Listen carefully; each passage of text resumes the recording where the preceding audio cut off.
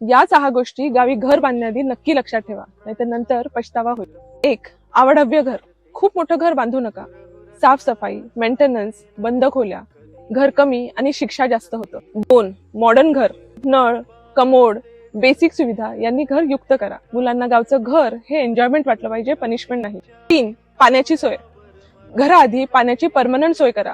ते नसेल तर गाव नकोसं होतं. 4. अंगण आणि झाड कंपल्सरी.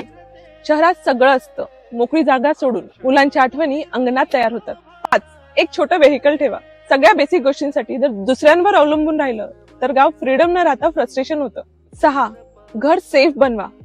शहरात राहिलेल्या मुलांना प्राणी, किडे, मुंग्या या सगळ्यांची सवय नसते, त्यामुळे ते घाबरतात. यासाठी खिडक्यांना जाळ्या, सेफ्टी डोअर्स या सगळ्यांची वेळोवेळी सुविधा करा.